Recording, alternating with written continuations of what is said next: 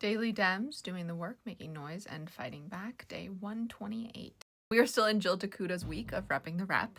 And last week, she spoke at the Hawaii State Association of Letter Carriers convention. I haven't been hearing a lot about the letter carriers, but DT is still trying to privatize USPS. So we've got to make sure we're still raising our voices supporting them. Sylvia Garcia has today's Democratic Daily Download. She filmed hers at the Houston Food Bank, where close to 1 million people get food to survive. These are the same people who are on SNAP. If the big bad billionaire bill goes through, they might not have a way to eat. Maxwell Frost and Eleanor Holmes Norton introduced the Real ID Gender Requirement Reform Act to let the states decide if their Real ID is going to include a gender marker, and if they do, it must also include a gender-neutral option. What a great bill to be introduced during Pride Month. Veronica Escobar posted this thread fact-checking OMB director Russell Vogt, who just told a whole bunch of lies on CNN about the big bad billionaire bill. Troy Carter posted this video about the bill, but instead of explaining himself, he used quotes from Thomas Massey, who's one of those "a broken clock is right twice a day" people.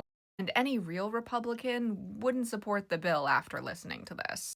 Mark Takano has been running for Congress since 1994, the year I was born.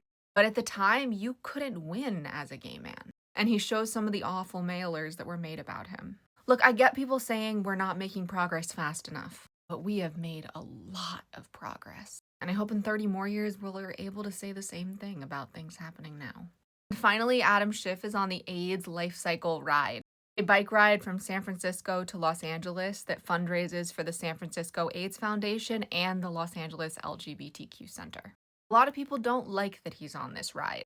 They don't seem to understand why it's important. So if you see some negative comments saying he should be doing something else, take a second to correct them. If you made it to the end of this post, comment with an envelope with a heart sticker, because we need to support our letter carriers. And if you watched or read any of these stories, comment with an exclamation point and a question mark. Because by using the right quotes, like what Troy Carter did, Republicans are helping us. Maybe not of their own accord, but the outcome's what matters, not how we get there. Our voices are our superpower, but only when we use them.